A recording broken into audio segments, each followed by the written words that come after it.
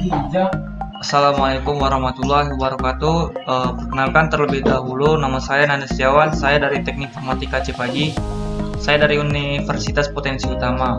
Nah, pada kesempatan ini saya akan mengasih tahu teman-teman bahwasanya bagaimana sih cara memonitoring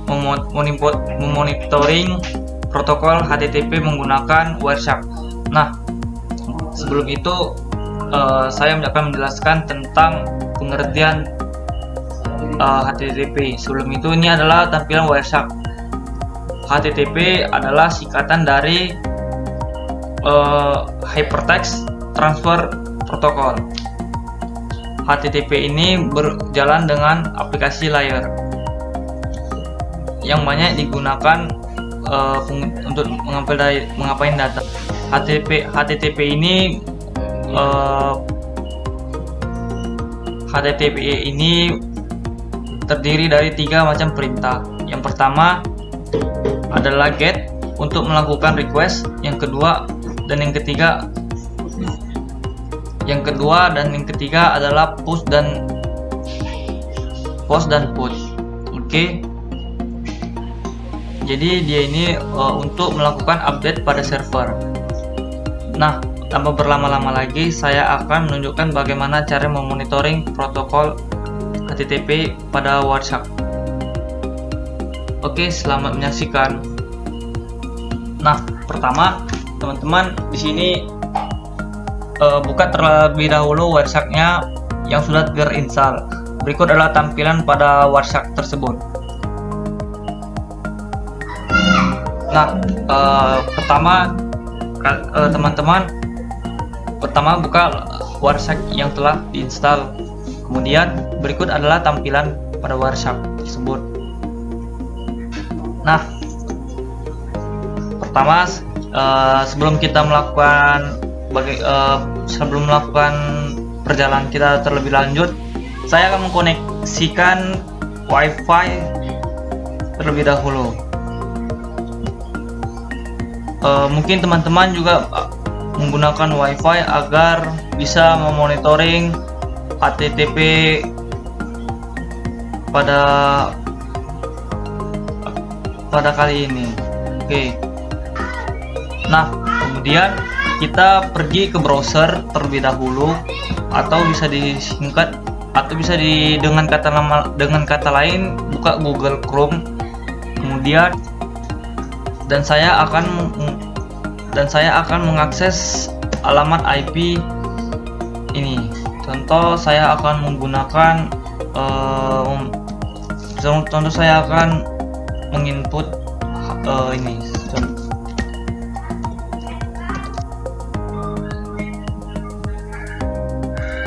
Nah, di sini saya akan mencoba untuk mengakses IP pada browser ini, yaitu MySQL.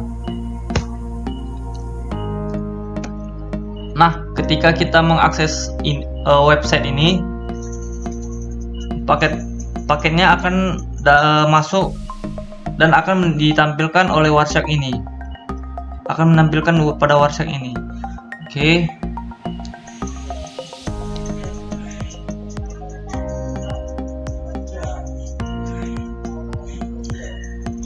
Nah, kemudian untuk pembuktian ini daripada bacot doang, oke, langsung saja kita buka pada CMD. Ketikkan Ctrl atau Windows plus R. Ketikkan CMD, kemudian tunggu sebentar.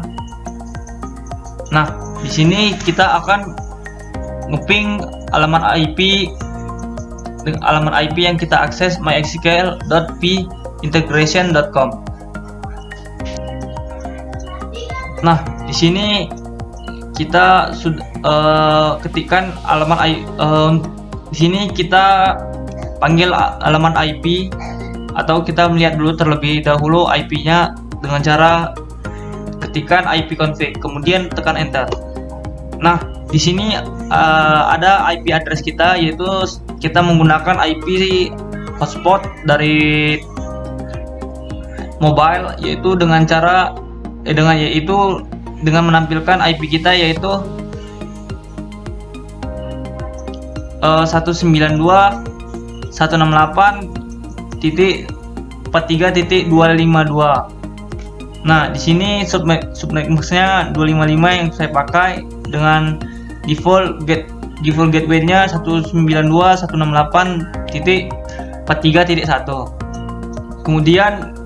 Kemudian kita akan mengecek IP website yang sudah kita panggil tersebut dengan cara ketikkan ping MySQL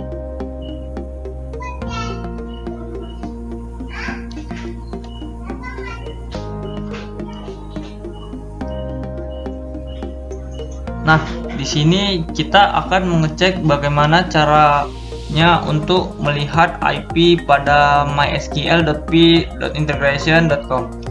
Nah, langsung saja kita ketikkan yaitu ping mysql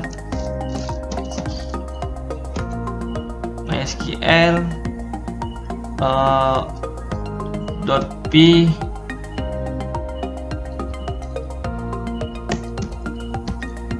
integration.com. Oke. Kemudian kita tekan enter. Nah, ini sudah berhasil, kita cek berhasil yaitu dengan IP ping static ini nih. Oke. Kemudian langsung saja kita cek pada Wireshark-nya. Kita buka. Nah, ini adalah tampilannya. Nah, di sini bisa kita lihat teman-teman bahwasanya di sini banyak terlintas jaringan ataupun yang sudah kita buka di sini. Contoh, kita cek saja HTTP ya. Contoh saja. Oke, kita enter. Nah, ini adalah hasil dari browsing kita pada MySQL tadi. Di sini juga ada ya beberapa yang lain. Nah, untuk melihat tampilannya HTTP saja, ketik saja HTTP. Oke, ini dia bahwa IP laptop kita pada saat kita memasukkan websitenya 192.168.43.252. Kok selanjutnya adalah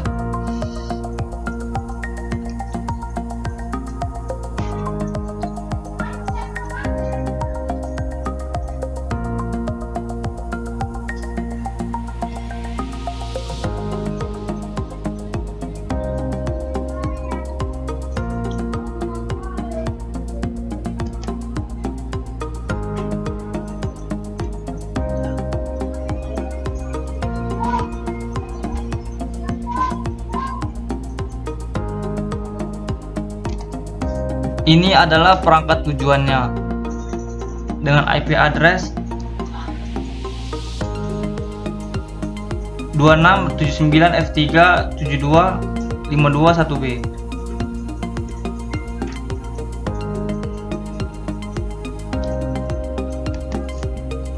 Dengan latency 85 BB07 dengan IP address ini, dengan tipe IP 4 ini ya. Kita buka kita buka transmission kontrolnya dengan source-nya 1024, destination portnya 80, dan ini ada juga raw-nya, dan ini adalah sequence numbernya 1.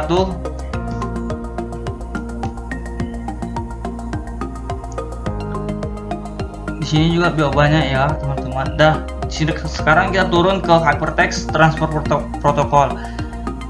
Kemudian di sini kita bisa melihat Gate-nya. Gate-nya ini sebelumnya sudah dijelaskan bahwa gate adalah berfungsi untuk melakukan presentasi dari sumber yang sebelumnya. Nah, host ini juga adalah alamat yang tadi yang sudah kita tuju, mysql.pintegration.com rn. Dengan klien yang diminta adalah user agent Mozilla versi yang 5.0 Windows, yang Windowsnya 64, yang digunakan adalah Chrome 91.0.4472.164 Safari ini. Ini menunjukkan bahwa pada percobaan ini saya akan menggunakan Mozilla dan Chrome untuk browsing. Begitulah cara memonitoring HTTP dengan menggunakan aplikasi Wireshark yang saya contohkan pada kali ini.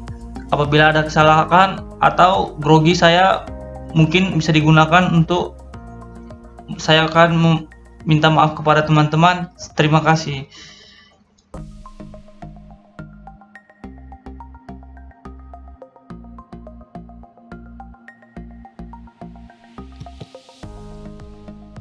Assalamualaikum warahmatullahi wabarakatuh. Nama saya Nanda Setiawan. Saya dari Teknik Informatika Cepagi. Saya dari Universitas Potensi Utama. Di sini saya akan menjelaskan tentang yang namanya recovery data. Nah, recovery data itu dia pengertiannya adalah wizard memecahkan semua masalah kehilangan data, dari mulai memulihkan file yang dikosongkan dari recycle bin atau hilangnya karena software crash, hard disk yang diformat atau rusak, serangan virus atau kehilangan partisipasi, dan alasan lain yang tidak diketahui di Windows. Jadi fungsinya ini adalah untuk mengembalikan data yang sudah hilang. Jadi saya menggunakan yang namanya aplikasi EOS Data Recovery. Nah, jadi langsung saja kita install aplikasinya. Pertama, buka softwarenya yang sudah di-download seperti ini. Nah, selanjutnya kita install terlebih dahulu.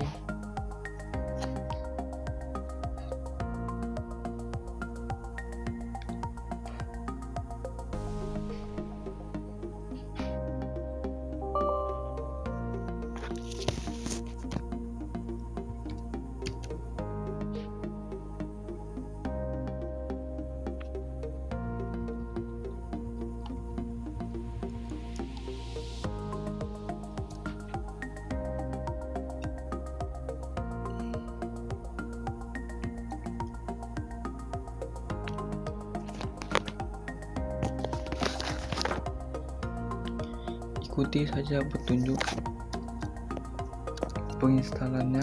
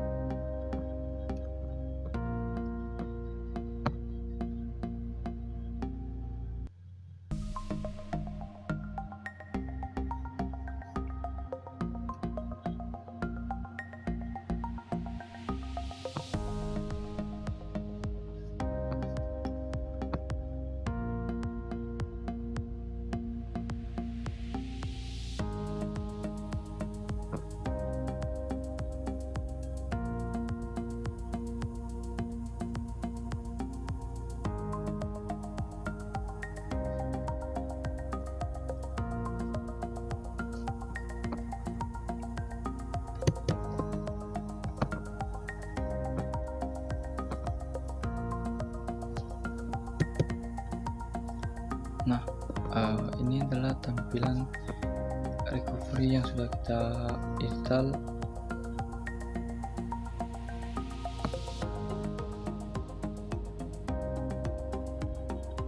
Langsung saja kita mulai untuk menjalankan aplikasi ini.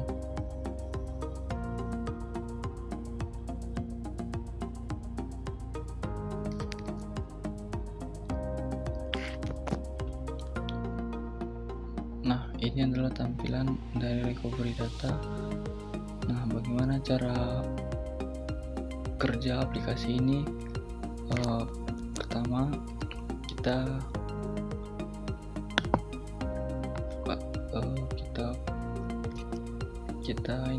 kita ambil file,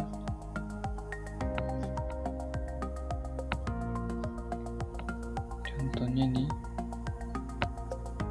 saya ini aja atau enggak biar cepat, saya masukkan ini atau ini aja, ini saya masukkan ke flash disk.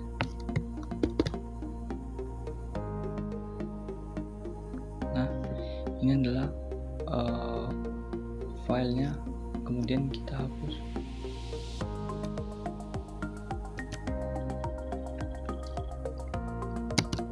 Atau kita format bisa juga.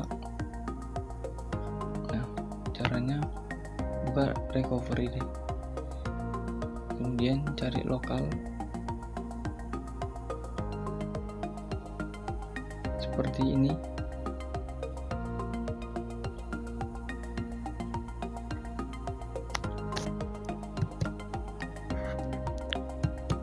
Nah, di sini kita masukkan ke sesuai dengan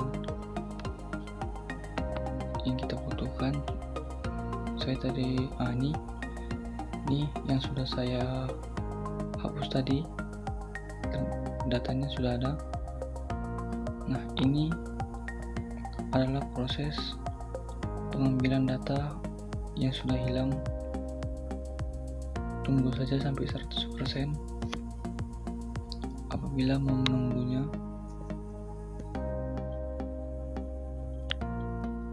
nah, bagaimana cara mengembalikannya ke semula? Nah, ini tekan file yang sudah dihapus tadi, kemudian ini gambar kembalikan.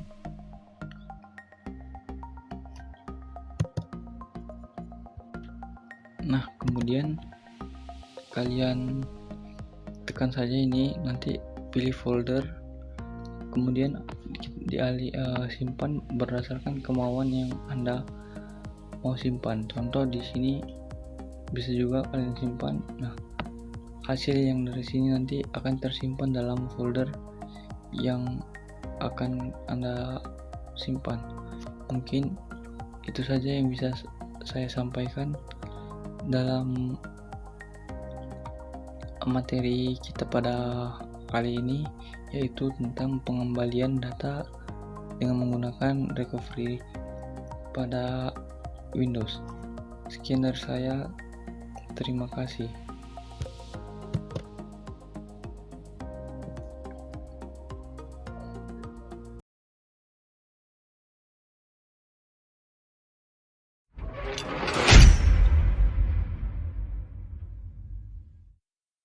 Assalamualaikum warahmatullahi wabarakatuh. Di sini saya akan mereview tentang aplikasi autopsi ini. Jadi sebelumnya saya akan mengenalkan terlebih dahulu identitas saya. Nama saya Nanda Setiawan, saya dari Universitas Potensi Utama. Jurusan saya Teknik Informatika.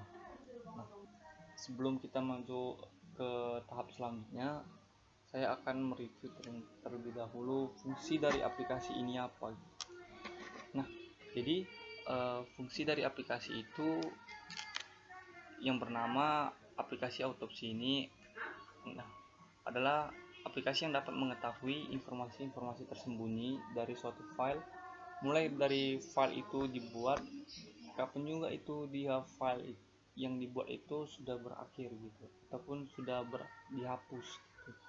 Autopsi ini adalah platform forensik digital antarmuka garis. Jadi aplikasi ini bisa juga ya kita bilang itu seperti digunakan oleh penegak hukum militer pemeriksa perusahaan untuk menyelidiki apakah yang terjadi di komputer. Selanjutnya saya akan mengasih tahu bagaimana cara menginstal aplikasi tersebut. Oke, langsung saja kita masuk ke tahap selanjutnya. Pertama kali buka Google atau Chrome atau apalah untuk mencari aplikasi itu agar bisa diinstal gitu. Kalau saya menggunakan yang namanya Chrome atau Google bisa disebut. Nah, di sini kita akan mencari yang namanya aplikasi autopsi.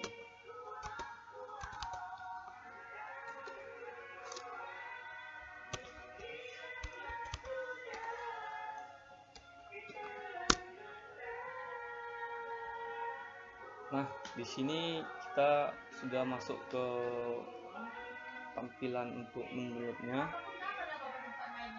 Nah, di sini ada yang namanya bacaan download, guys. Nah, ini klik saja di sini. Nah, di sini terdapat dua pilihan pada versi tampung laptop kita yang mendukung yang mana. Nah, untuk Windows 10 atau Windows 10 yang original yang mempunyai kapasitas 64 bit bisa saja langsung klik ini. Nah, ini guys. Nah, kalau yang versi yang 32 bit di laptopnya ini bisa digunakan juga. Klik ini, jangan yang ini. Nah, karena ini khusus 64 bit gitu. Nah, gimana cara melihat 64 bit pada laptop? Oke, ini saya kasih tahu nih.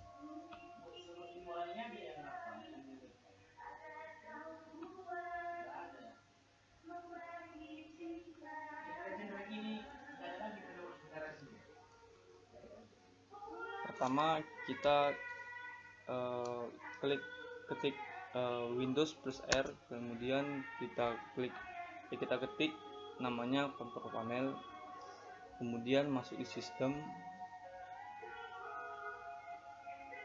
Selanjutnya masuk di sistem nih guys. Nah, ini kemudian inilah RAM kita nih. RAM maksud saya ini versi tipe bit yang tampung laptop kita nih. Nah, ini 64 bit. Jadi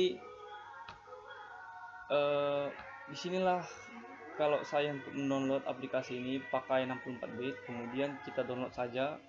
Nah, setelah mendownload itu kita download lagi aplikasi tambahan yang bernama Video Track. Itu bukan aplikasi tambahan, maksudnya fitur tambahan. Nah, iya, lebih identik dengan fitur tambahan agar sesuai dengan kemampuan yang kita inginkan di laptop ini untuk mengembalikan data itu gitu. Nah, contoh nih, cara mendownloadnya bagaimana? Di sini ada platform pada aplikasi yang mau kita download. Ini bisa kalian ketik contohnya nama Nanda gitu kan. Nah, ini seterusnya kalian isi nih. Ini semua nih. Kalian isi semua. Jika sudah kalian isi ini semua nih. Nah, ini sampai industri. Nah, kalian submit saja. Nanti setelah itu kalian di area kalian ini akan diarahkan gitu ke form selanjutnya, yaitu untuk mendownload. Selanjutnya kalian download saja, maka nanti akan ditampilkan hasilnya seperti ini. Ini saya buka terlebih dahulu. Nah, ini hasil yang saya download. Ini size-nya itu sekitar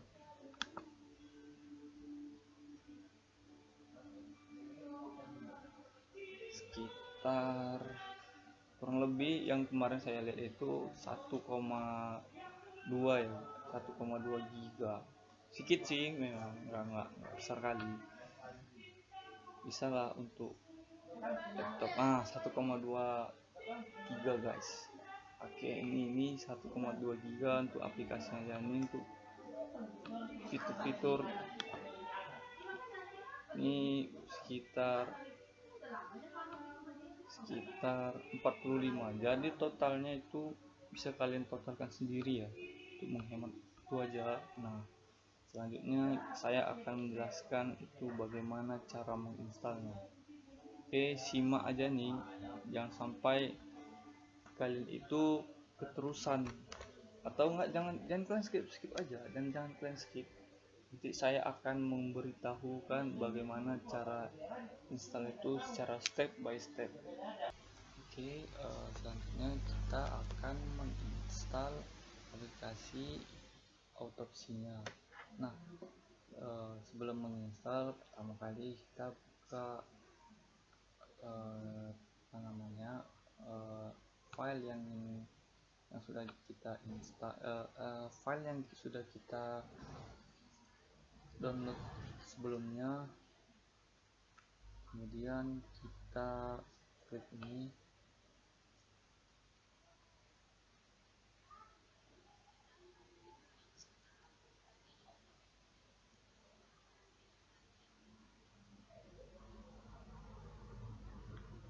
Oke, tunggu saja.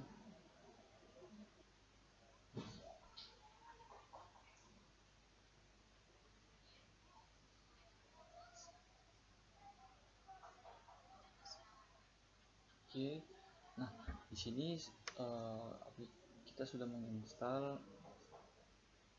Oke, ini kita klik aja next. Nah, di sini ada tempat untuk kita meletakkan file install kita nanti di direktori mana. Nah, kalau saya menyimpannya di direktori C. Kemudian kita klik saja next, kemudian kita klik saja install, dan tunggu aplikasi ini dia berjalan secara install otomatis. Oke, tunggu saja. Proses install ini tidak memakan waktu yang cukup lama, jadi kita bisa santai-santai juga.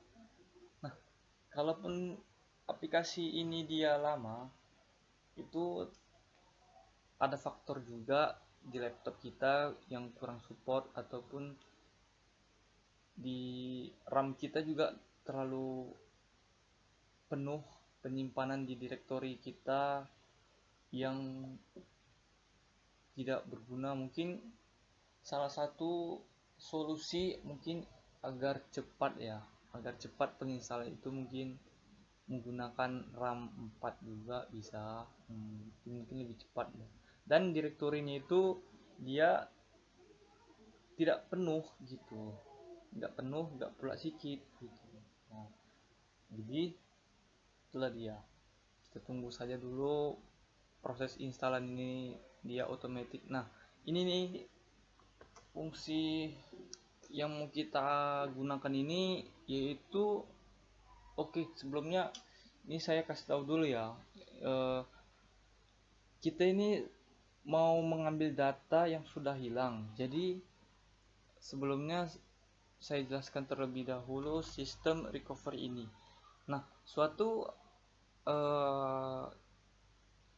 yang kita gunakan nanti untuk mengambil sistem itu, dikonfigurasikan sistem komputer dalam bentuk konfigurasi yang telah berlaku sebelumnya. Nah, jadi sistem ini merupakan salah satu fitur dalam OS Windows yang sangat berguna. Kemudian sistem recovery ini dia juga merupakan salah satu fitur pada Windows yang mengembalikan sistem ke titik tertentu sebelumnya, seperti hal melakukan undo terhadap sistem komputer tanpa mempengaruhi file personal seperti email, dokumen, foto tersebut. Lalu apa fungsinya recovery ini gitu? Nah, recovery ini berfungsi hampir mirip dengan fungsi pada opsi menggunakan Lens Now Good configuration yang di dalam Advanced Startup Option Windows 10 ataupun Windows 7 dan XP. Nah, jadi ini merupakan sebuah proses restorasi yang dilakukan oleh sistem restore yang membutuhkan waktu konfigurasi yang relatif sangat singkat gitu, dengan ditambahkan restart sistem. Nah, kemudian tidak ada software pihak ketiga ataupun yang mampu melakukan hal ini kecuali menggunakan software backup system yang menggunakan file backup yang sudah dibuat sebelumnya, yang biasanya memiliki file size yang sangat besar serta membutuhkan waktu restorasi maksud saya yang cukup lama. Sistem ini bekerja dengan membuat dan menyimpan restore point di komputer dalam periode tertentu gitu. Informasi yang bisa disimpan di sini adalah informasi registry dan juga bisa berbagai setting lain digunakan oleh Windows kita gitu. Tujuan digunakannya sistem recovery ini apa namanya ya? Untuk membantu si korban apabila terjadi situasi yang dimana gagal melakukan suatu fungsi tertentu yang disebabkan adanya perubahan dalam register window gitu. Penyebab yang paling umumnya itu adalah perubahan ataupun penambahan file registry setelah instalasi suatu program aplikasi. Nah, jadi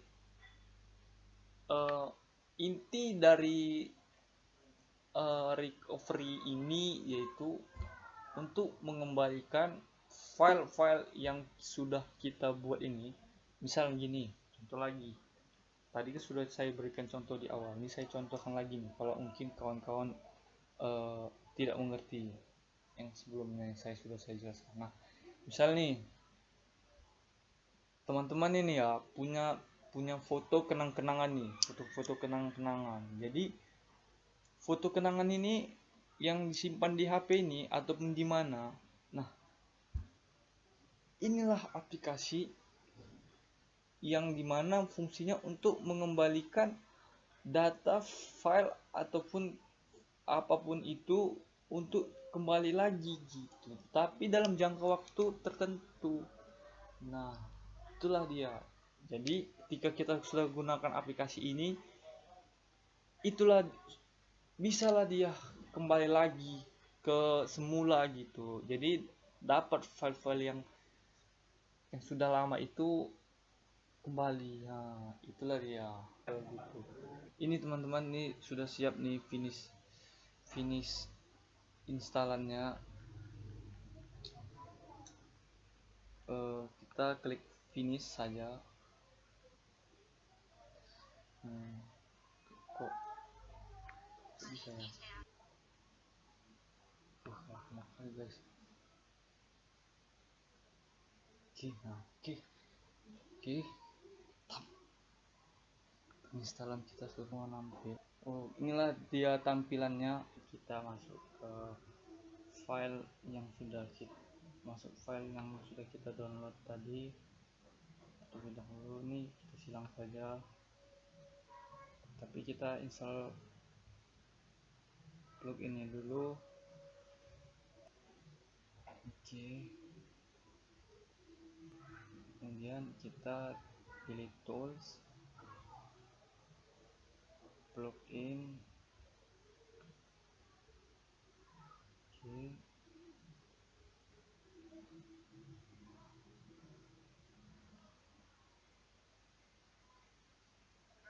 Kemudian kita klik download add plugin.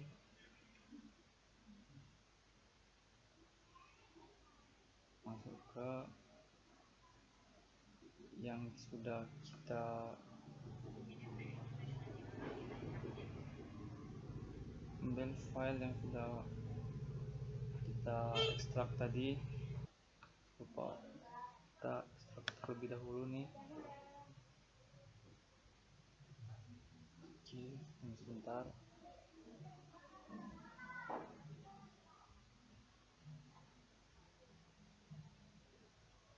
Oke, kita ini file ekstrak. Oke, tunggu sebentar. Oke, proses ekstraknya sudah berjalan. Nah, tunggu sebentar.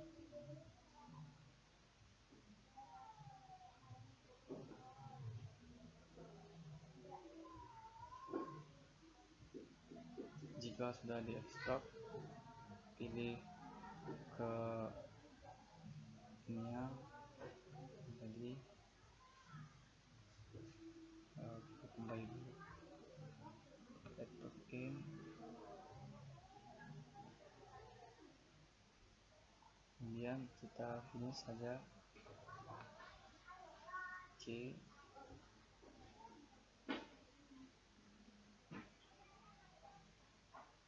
nah kemudian kita close ini, kita ini dulu, kita install ini, kita tunggu, kemudian tunggu sebentar. Oke, ini dia, sebentar.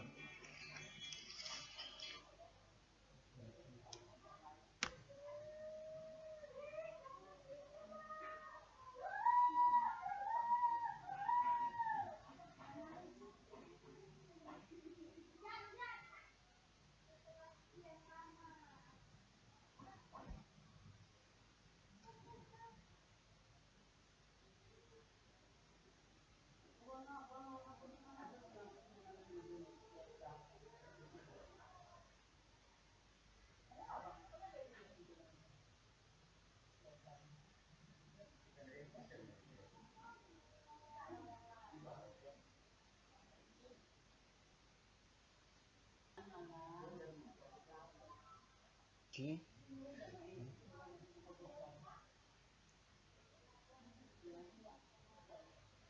ini tampilan yang sudah diapai. Kemudian kita guys, kita silang aja dulu.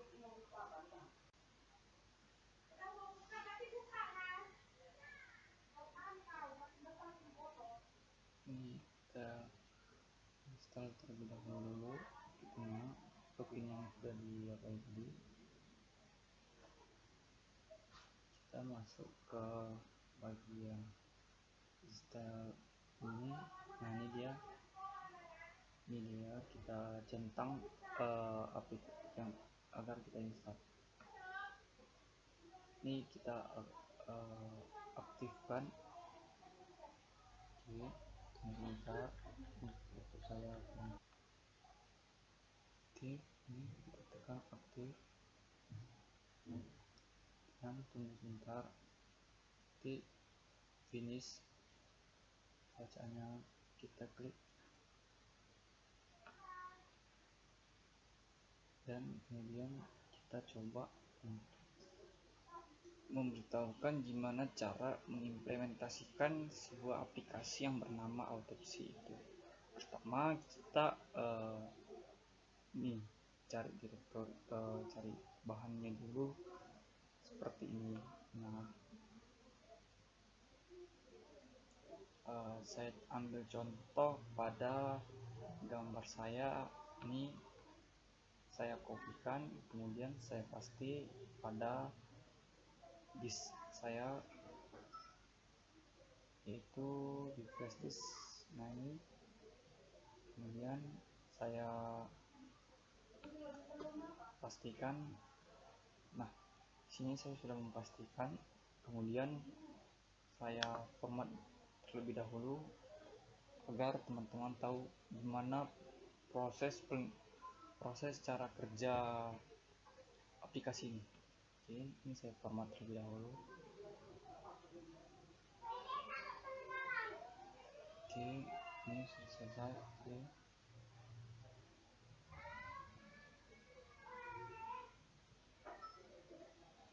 Nah, oke, kemudian kita new case. Oke, kemudian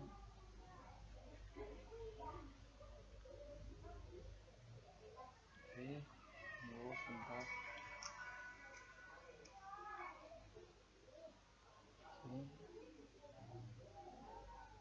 Tunggu, ini sudah oke.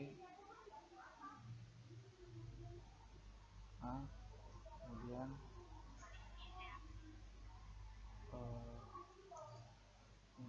kita oke, ini kita isi saja case name-nya ini di ini, yaitu dengan nama bebas, mau apa mau kita isi. Dan kalau yang saya ketik ini contohnya seperti ini,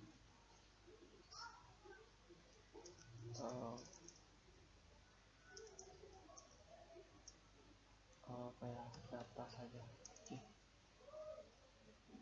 Ya, karena data oke, datanya hanya 2 saja. Oke. Itu kenapa salah? Karena direktori yang sudah awal itu sudah kita buat tidak boleh double gitu. Oke, ini 1. Oke, ini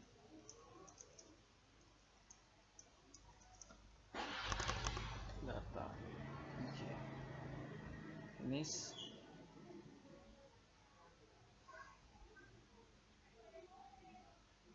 Kita pilih saja next. Ini kita pilih select to di this. Oke. Ini kita centang, kemudian next. Oke, kita tunggu kembali lagi prosesnya. Oke, selesai.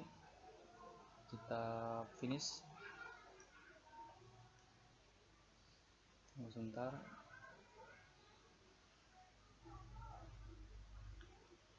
Ini coba cek apakah datanya sudah berhasil kembali atau tidak.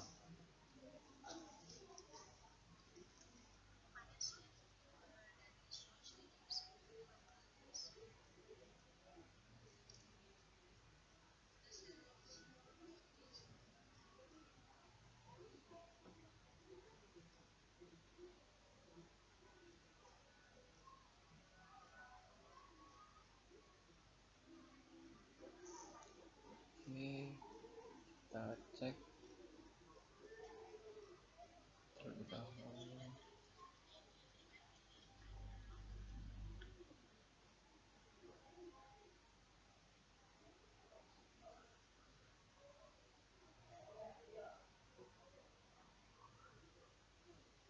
Oke, kita tunggu sebentar.